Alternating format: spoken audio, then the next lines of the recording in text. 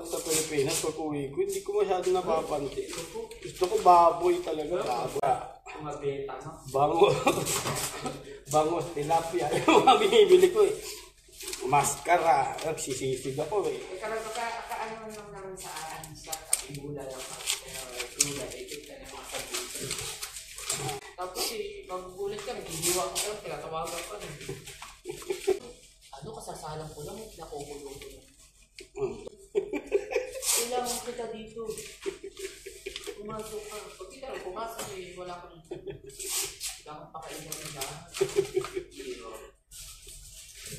Hindi sinabihan niya ako. Wala daw ako dito sa tindahan. Aba, sabi ko ba, silabot-abot ko sa'yo. Ang sayahan ko. Ang araw na ako dito nabok pa sa urin, magtuos tayo.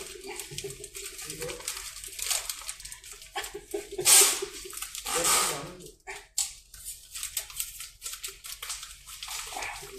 Siguro ako nagtatrabaho ng maayos. Tapos si ate mo. Hindi ko sila.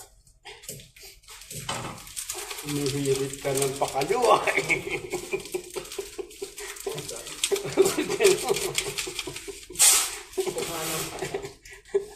I-alay mo ah.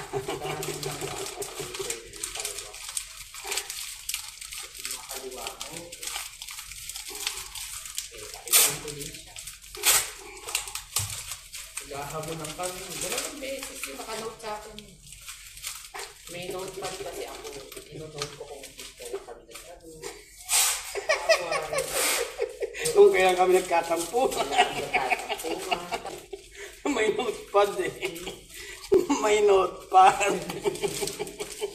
Nakanote namin, bawat kakain ako ng roasted eh. Ang libre niya eh. Nakanote pala yung roasted. O, ito. February 7, February 6. Kumain ng roasted. Bukas na ako dalawa. Hindi ko dumating dito. Ah, 7 ka dumating. Oo, 7 na. Saktong 2 years yun talaga, no? Pagsampa.